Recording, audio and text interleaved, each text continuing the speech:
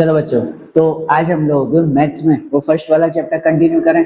भाई हमारा पहला चैप्टर चल रहा था ना नंबर सिस्टम के बारे में, और एक्सरसाइज 1.3 हम लोग देख रहे थे। देखो 1.3 में हमने चैप्टर की सबसे इंपॉर्टेंट मेथड्स देखी कि हमने डेसिमल एक्सपेंशन समझा पहले, तो कि फ्रैक्शन को डेसिमल में कैसे कन्वर्ट करना है।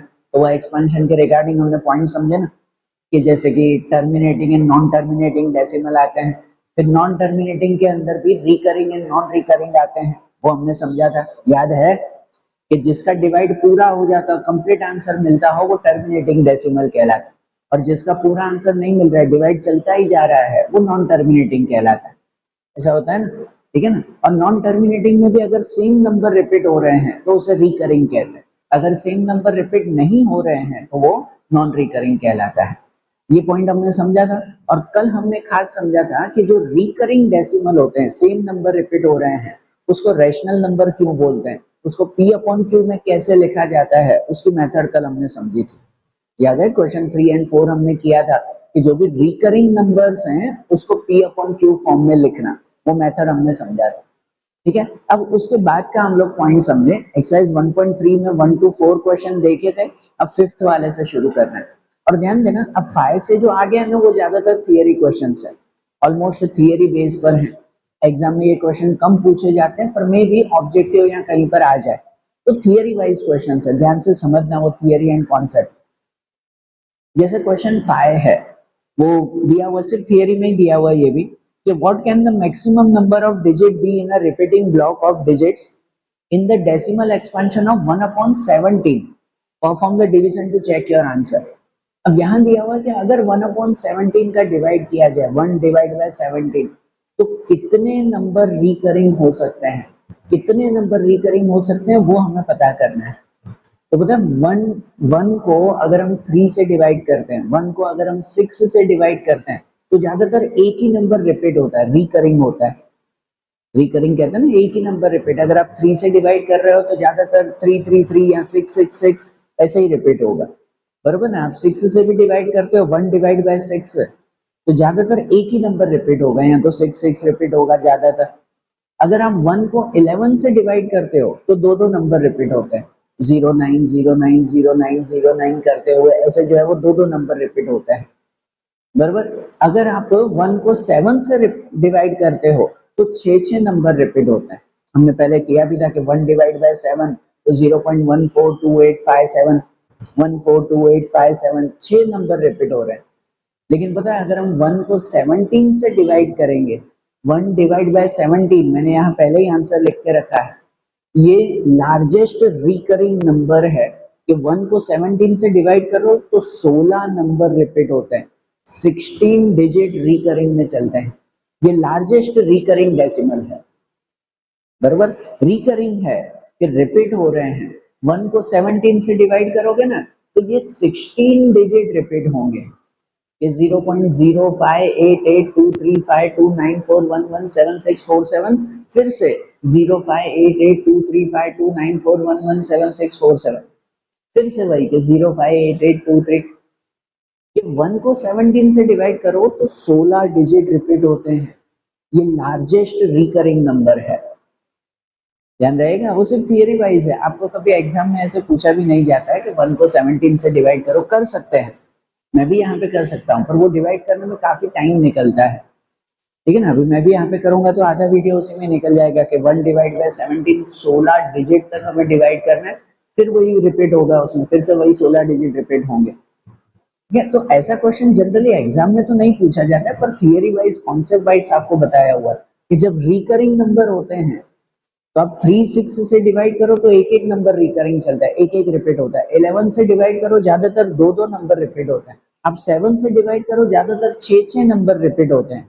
लेकिन आप 17 से डिवाइड करो, 16 नंबर रिपीट होते हैं, 16 नंबर रिकरिंग में चलते हैं। ये ध्यान में रखना भाई, वो सिर्फ कॉन्सेप्ट वाइज है, आपको ध्यान रहेगा, नोट कर लेना। आपको ये सब भले याद नहीं करना है, पर ये इतना खाली याद रखना है कि 17 से डिवाइड करते वक्त 16 डिजिट रिकरिंग में चलते हैं। रहेगी बात, ध्यान माइंड में रखना है बेटा ऐसे। फिर 6 वाला क्वेश्चन देखें, वो भी थियरी में है।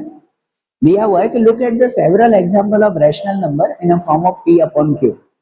रैशनल नंबर होते हैं उसको p अपॉन q में लिख सकते हैं ना, कि कोई भी एग्जांपल p अपॉन q में लिखें, where p and q are integer with no common factor other than 1।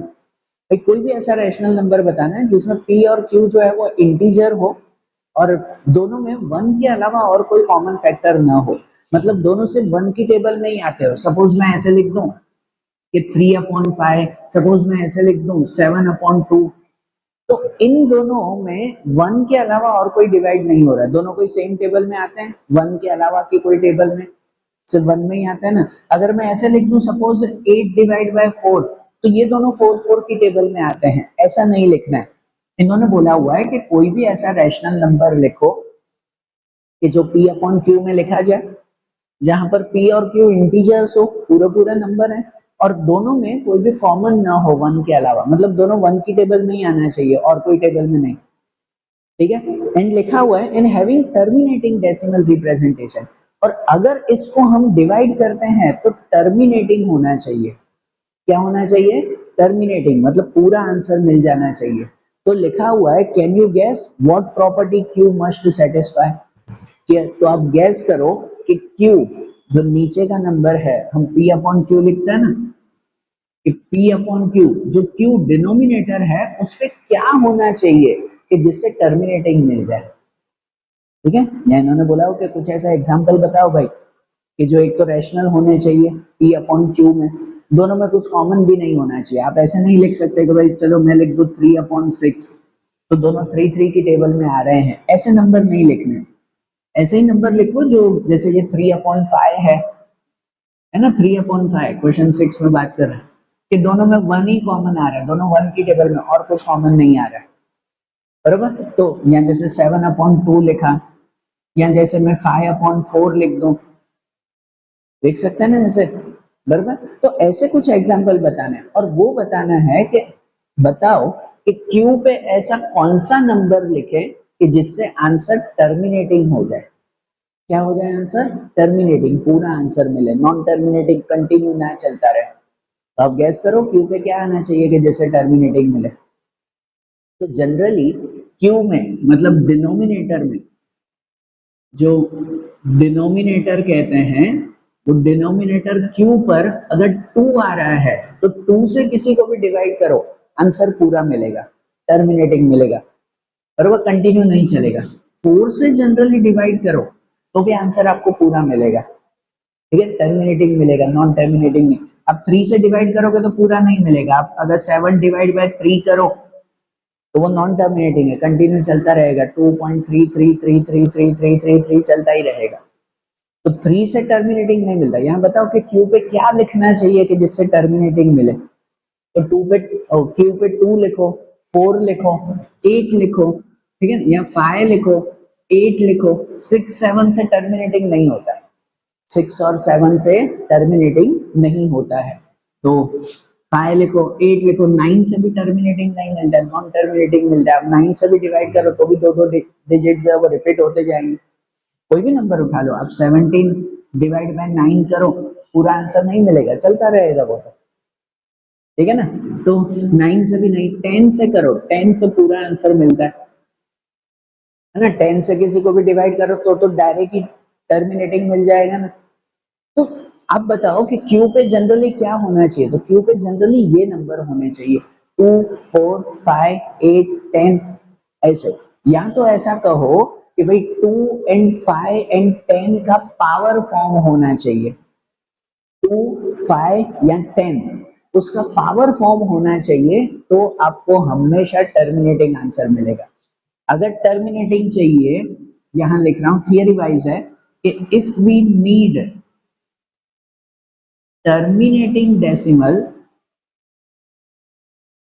then q must be q must be 2 power n, 5 power n, 2 power n और 5 power n और 10 power n, बराबर ना। Power n मतलब n पे कोई भी number लिख दो, कोई भी नेचुरल नंबर के q पे, मतलब डिनोमिनेटर में 2 के पावर का टेबल का नहीं, two power n, two power n मतलब सपोज कि अगर मैं टू पावर वन लिखूं, यहाँ बता रहा हूँ कि अगर टू पावर एन है, इसका मतलब कहलाता है कि अगर मैं टू पावर वन लिखूं वो टू होगा, टू पावर टू लिखूं एन पे कोई भी नंबर, टू पावर टू लिखूं फोर, टू पावर थ्री लिखूं eight, two power three eight ही होगा ना, टू टू जा फोर, फोर टू जा एट, ठीक है ना, टू थ्री जा सिक्स नहीं करना है, सिक्स से तो नॉन टर्मिनेटिंग मिलेगा, टर्मिनेटिंग नहीं मिलेगा आपको,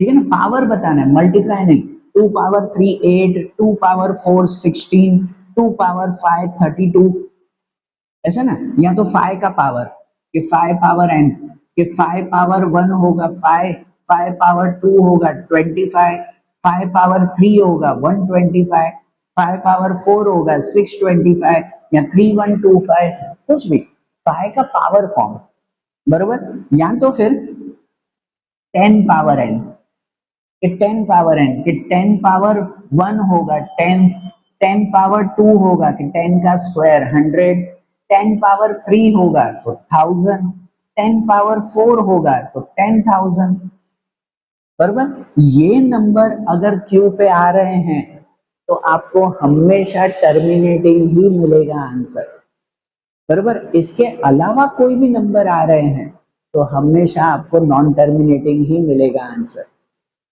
बराबर, कि two power n, five power n या टेन पावर एन, बराबर, या तो इनका कॉम्बिनेशन या फिर इनका कॉम्बिनेशन और कॉम्बिनेशन ऑफ देम, इनका कॉम्बिनेशन होगा, कॉम्बिनेशन मतलब जिसमें two power n five power n multiply साथ में भी हो, जैसे 40 होता है, 40 हुआ, बराबर ना, 40 तो 40 में अगर कहो तो उसमें टू पावर टू भी हुआ और 10 पावर वन भी हुआ ना, two power two and 10 power one, तो फोर टेन जा 40, तो इनका कॉम्बिनेशन भी अगर आ रहा है तो भी आंसर आपको टर्मिनेटिंग मिलेगा, ठीक है। तो ये जो थियरी वाइज आपको क्वेश्चन पूछा हुआ था, इनमें कभी भी टर्मिनेटिंग नहीं मिलेगा। आपको थियरी वाइज क्वेश्चन पूछा हुआ था कि क्यू पे डिनोमिनेटर में क्या लिखें कि हमेशा टर्मिनेटिंग ही हो, तो अगर हमें टर्मिनेटिंग आंसर चाहिए तो क्यू पे two power n, five power n, ten power n या तो उनका कोई कॉम्बिनेशन, इनमें से नंबर होना चाहिए, तो आपको हमेशा टर्मिनेटिंग मिलेगा। अब इतने बड़े बड़े नंबर तो नहीं लिखते पर ऐसे नॉर्मली याद रखते हैं कि ये नंबर हो तो आपका टर्मिनेटिंग आंसर मिल रहा है, बाकी सब में ऑलमोस्ट नॉन टर्मिनेटिंग मिलता है, बता रही है ध्यान, ठीक है ना। मैं दूसरा अगर एक सिंपल बताऊं कि आपको फैक्टर्स करना आता है थियरी वाइज, दूसरा एक पॉइंट बता रहा हूँ, आपको फैक्टर्स करना आता है ना, कि कोई भी नंबर है उसका फैक्टर, जैसे कि भाई 100 है तो 100 का फैक्टर हम लोग करते हैं, 100 का फैक्टर्स करते हैं ना इस तरह से, ठीक है, कि भाई टू से डिवाइड किया 50, टू से डिवाइड किया 25, फिर 5 से किया 5, 5 से किया 1, ऐसे फैक्टर्स करते हैं कि नहीं करते हैं ना फैक्टर। तो ऐसे क्यू पे डिनोमिनेटर पे कोई भी ऐसा नंबर हो जिसका फैक्टर निकालते वक्त अगर फैक्टर में टू और फाइव इनमें से ही नंबर आते हो, इसके अलावा का कोई नंबर नहीं आ रहा है, तो समझो आपको आंसर हमेशा टर्मिनेटिंग मिलेगा। क्यू पे जो भी नंबर लिखा है, क्यू पे जो भी नंबर लिखा हुआ है उसका फैक्टर करते वक्त अगर टू या फाइव ये दो ही नंबर दिखाई दिए हैं तो हमेशा आपको आंसर टर्मिनेटिंग मिलेगा। अगर इसके अलावा के कोई नंबर दिखाई दिए तो आपको आंसर हमेशा नॉन टर्मिनेटिंग मिलेगा। जैसे अगर मैं कोई नंबर लिखूं कि भाई सपोज 17 डिवाइड बाय 40, बताओ इसका आंसर टर्मिनेटिंग मिलेगा कि नॉन टर्मिनेटिंग। तो जो क्यू पे आंसर है ना, जो क्यू पे हमने डिनोमिनेटर में लिखा है उसका फैक्टर करते हैं, कि इसका फैक्टर करें, कि इसका टू से करेंगे 20, टू से करेंगे 10, टू से करेंगे 5, बराबर ना, और 5 से करेंगे 1। देखो इनका जो फैक्टर मिला उस फैक्टर में टू और फाइव ही दिखना चाहिए, टू और फाइव के अलावा के नंबर नहीं। अगर उसके फैक्टर में टू और फाइव के ही नंबर दिखाई दे, या सब टू या सब फाइव या टू और फाइव का मिक्सचर, तो हमेशा आपको आंसर टर्मिनेटिंग मिलेगा। 40 का हमने फैक्टर किया तो आंसर टर्मिनेटिंग ही आएगा, देखो टू और फाइव ही मिले हैं हमें सब, तो वो टर्मिनेटिंग ही मिलेगा आपका आंसर, बराबर ना, पता चलता है कि हाँ ये टर्मिनेटिंग है। देखो थियरी है तो सब साइड पे ध्यान रखना, या तो ऐसे थियरी याद रखो या तो ऐसे, अगर आपको कोई नंबर कहे कि चलो भाई कोई नंबर है हमारा कि 27 डिवाइड बाय 60, बताओ आंसर टर्मिनेटिंग मिलेगा कि नॉन टर्मिनेटिंग मिलेगा? ठीक है ना, कि चलो ये टर्मिनेटिंग में ऊपर तो मैंने उल्टा लिखा है, वो फिर अलग थियरी हो जाएगी, पहले कैंसलेशन भी होगा उसका, कि जैसे उसका रूल था ना कि पी और क्यू दोनों 1 की टेबल में ही आना चाहिए, मैंने 27 लिखा तो ये तो दोनों 3 की टेबल में भी आ रहे हैं, ऐसा नंबर नहीं बताने कि दोनों 1 की टेबल में ही आने चाहिए ऐसा। जैसे मैं लिखूं 29/60, दोनों 1 की टेबल में ही आते हैं। अब बताओ कि ये टर्मिनेटिंग होगा कि नहीं होगा? तो टर्मिनेटिंग होगा कि नहीं उसको पता करने के लिए जो डिनोमिनेटर 60 है उस 60 का फैक्टर करना चाहिए, कि अगर उसके फैक्टर में 60 का फैक्टर करें, अगर इसके फैक्टर में 25 दिखाई दिया तो वो टर्मिनेटिंग है, 25 के अलावा एक भी नंबर दिखाई दिया तो मतलब ये नॉन टर्मिनेटिंग है, बराबर। अगर 2 से कर रहे हैं 30, 2 से कर रहे हैं 15, 3 से कर रहे हैं 5 एंड 5 से कर रहे हैं 1, देखो 2 5 के अलावा एक नंबर दिखाई दिया है, मतलब ये आंसर हमारा नॉन टर्मिनेटिंग कहलाएगा। बताइए ध्यान, ऐसे याद रखते हैं भाई कि क्यू पे क्या होना चाहिए, तो क्यू पे जो नंबर है वो 2 और 5 के फैक्टर्स का ही होना चाहिए, या तो फिर 2 पावर n 5 पावर n या 10 पावर n, वही हुआ 2 और 5 के फैक्टर का होना चाहिए, तो आंसर टर्मिनेटिंग मिलेगा, नहीं तो नॉन टर्मिनेटिंग होगा। समझे बात? थियरी ध्यान से समझना बेटा, सम करना इजी होता है, थियरी को माइंड में बिठाना ज्यादा जरूरी है, ठीक है। नोट करो, क्वेश्चन 5 का भी ये चीज नोट कर लो और क्वेश्चन 6 में भी नोट करो, तो फिर 7th वाला एक देखें। देखो अब जैसे क्वेश्चन 7 में दिया हुआ है थियरी वाइज, वो भी कि सिंपल लिखा हुआ है, write 3 number whose decimal expansion are non terminating non recurring. में कोई भी 3 नंबर लिखने हैं कि जिसका decimal expansion non terminating non recurring हो, नॉन टर्मिनेटिंग खत्म नहीं हो रहा है और नॉन रिकरिंग है, सेम नंबर रिपीट नहीं हो रहे हैं, ठीक है। ऐसे कोई भी 3 नंबर लिख रहे हैं तो ठीक है, कोई भी 3 नंबर हम लोग लिख सकते हैं, कि जैसे पहला नंबर मैं लिख सकता हूँ कि 23.187624312 ये हो गया ना, नॉन टर्मिनेटिंग नॉन रिकरिंग है, बराबर। कोई खाली डेसिमल नंबर लिखने, कोई भी, ये प्रैक्टिस है नेक्स्ट क्वेश्चन के लिए, कि भाई ये बताने कोई भी 3 नंबर जो नॉन टर्मिनेटिंग हो, खत्म तो हो ही नहीं रहे, और जो है वो नॉन रिकरिंग है, सेम नंबर रिपीट नहीं हो रहा है, अलग अलग। हाँ एक आध नंबर सेम हो गया 2 2 ठीक है, पर वो रिपीटेशन नहीं है जैसे सब में होता है कि 16 16 16 16 ऐसे रिपीट हो रहा है, ऐसा कोई रिपीटेशन नहीं है, बस ये नॉन टर्मिनेटिंग नॉन रिकरिंग, ऐसे 3 नंबर लिखने हैं, कोई भी लिख सकते हो। आगे आगे का भी जो है वो नंबर कुछ भी, मैं भले 0 पॉइंट लिखूं कि 0.341872956 कुछ भी लिख सकते हैं, या कोई भी तीसरा नंबर 11.192787623, ये हो गए 3 नंबर हमारे नॉन टर्मिनेटिंग नॉन रिकरिंग, हो गया ना, सिंपल सा है ना, इसमें है कि नहीं? तो सीधी सी बात है, non terminating non recurring 3 number हमने लिखने थे, लिख दिया, इसमें और कोई थियरी नहीं है, कुछ भी नहीं, 3 कोई भी रैंडम एग्जांपल्स लिखने हैं। अब इसी के बेस पर है 8th वाला क्वेश्चन है, क्वेश्चन 7 जैसे किया उसी के ही बेस पर अब क्वेश्चन नंबर 8 है। अब क्वेश्चन 8 में कैसे दिया हुआ है आपको, देखो टेक्स्ट बुक में लिखा हुआ है, find 3 different irrational number between the rational number 5/7 and 9/11। देखो 5/7 9/11 ये रैशनल नंबर्स हैं, और इनके बीच के हमें इररेशनल नंबर ढूंढने हैं, दो नंबर के बीच के इररेशनल ढूंढने, ये ध्यान रखना, रैशनल नहीं ढूंढने। रैशनल कैसे ढूंढना है वो हमने एक्सरसाइज 1.1 में देखा था, हम लोग पीछे एक बार टेक्स्ट बुक में देख लेना भाई, एक्सरसाइज 1.1 में हमने देखा था कि रैशनल नंबर कैसे फाइंड करना है। यहाँ रैशनल नंबर नहीं ढूंढने, यहाँ हमें इररेशनल ढूंढना है। और पता है इररेशनल नंबर कौन से होते हैं, तो हमने कल डेसिमल के अकॉर्डिंग लिखवाया था, ये उसी की तरह कि इररेशनल नंबर्स होते हैं हमेशा, इररेशनल नंबर्स तो वो हमारे नॉन टर्मिनेटिंग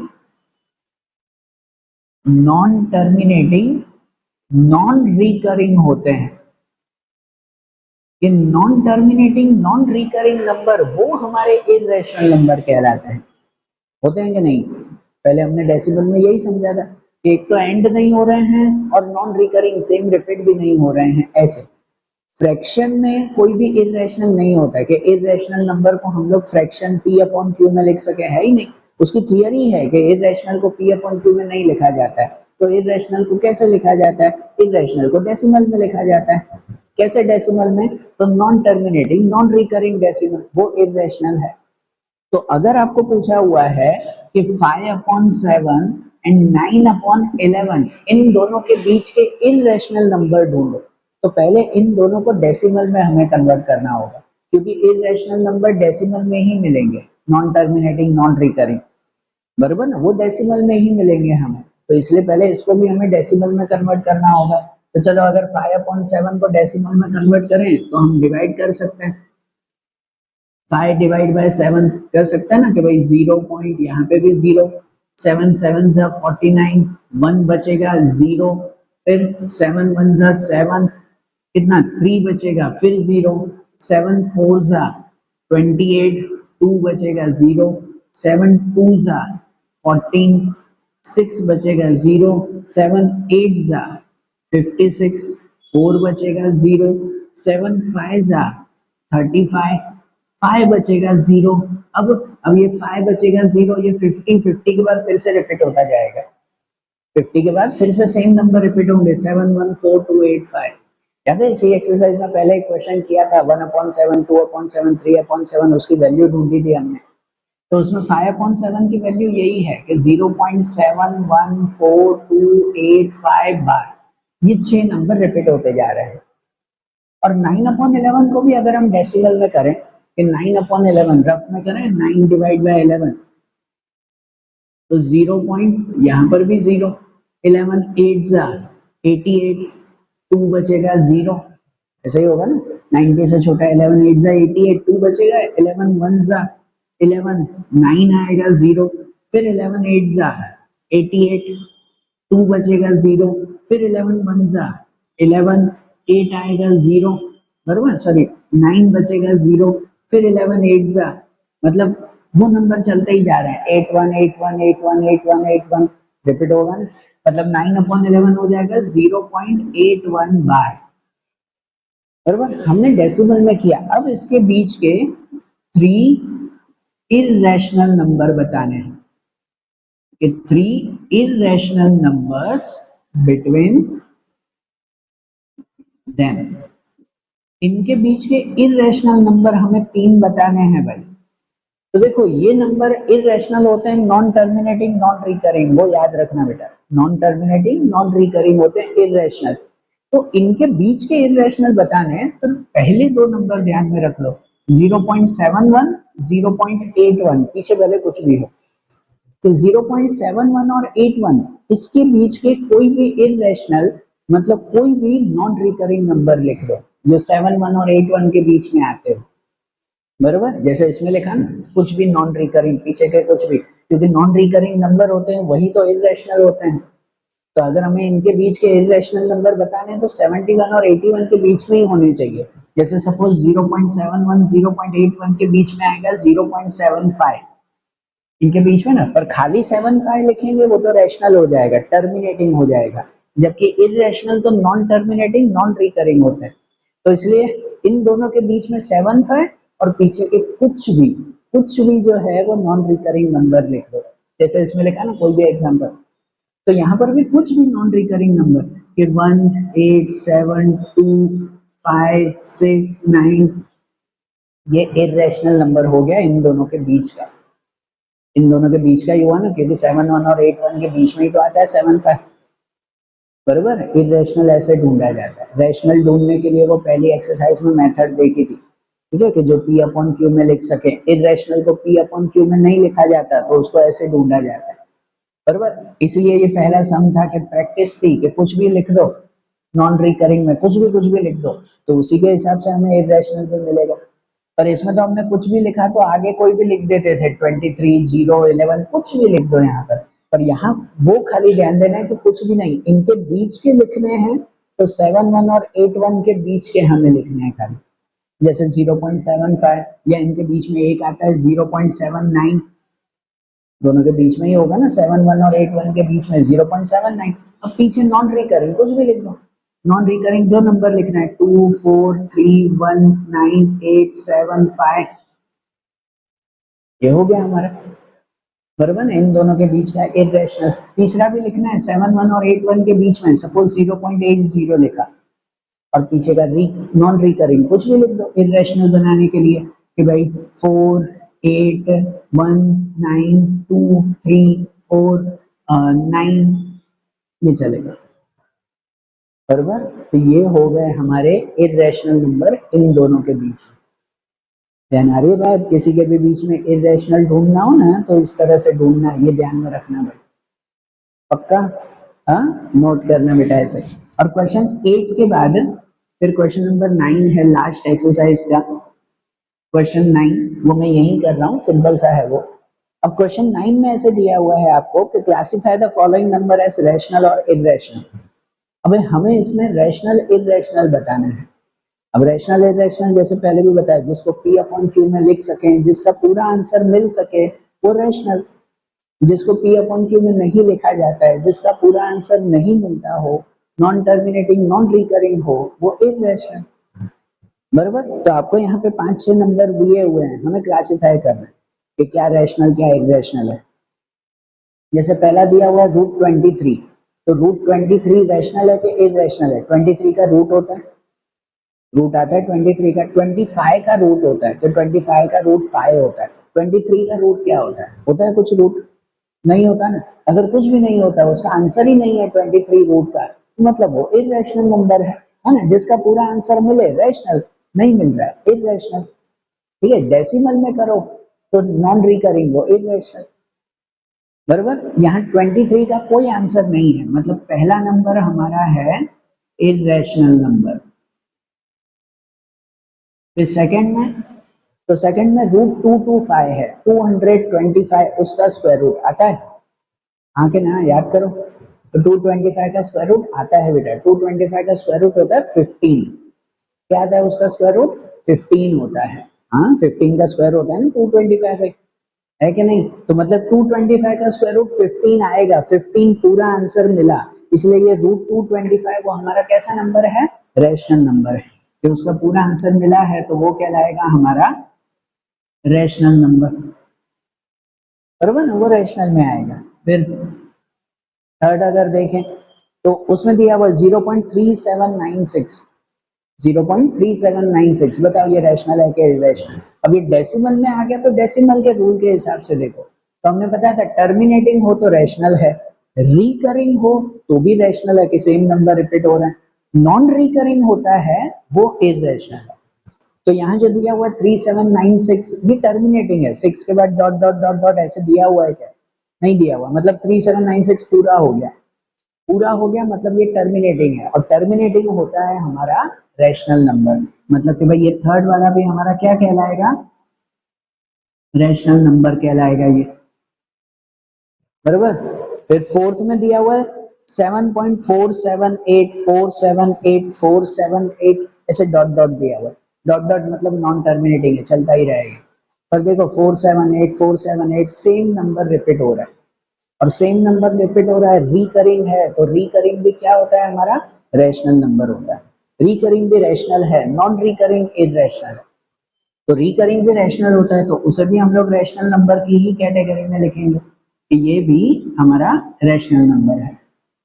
एंड फिफ्थ में अगर कहें तो वो है 1.10 100 100 100 फिर 1 डॉट डॉट डॉट। अब ये डॉट डॉट मतलब नॉन टर्मिनेटिंग है, और उसमें देखो उसमें सेम नंबर रिपीट नहीं हो रहे हैं, अलग अलग है, पहले 10 है, फिर 100 है, फिर 100 है, फिर 140 है, बराबर। सेम नहीं है, सेम उसे कहते हैं 10 या 100 वो सेम होता है, यहाँ सेम नहीं है, कभी 1 0 कभी 2 0 कभी 3 0 रिपीट हो रहा है, मतलब ये नॉन रिकरिंग है। और नॉन रिकरिंग नंबर कैसा होता है हमारा? इरेशनल होता है, मतलब फिफ्थ वाला हमारा आंसर वो इरेशनल नंबर है। अरे बात ध्यान, ये क्लासिफाई हुआ ना, इरेशनल कौन सा रैशनल कौन सा, पता चल रहा है थियरी, पक्का ना? हाँ नोट करना, आज जो हमने क्वेश्चन देखे वो सब थियरी वाइज पे ज्यादातर, तो इसे माइंड में रखना बेटा। और जैसे एक्सरसाइज 1.3 हमने कंप्लीट की, अब लास्ट एक्सरसाइज 1.4 और 1.5 वो अब हम लोग नेक्स्ट वीडियोस में देखेंगे। ओके, चलो, थैंक यू।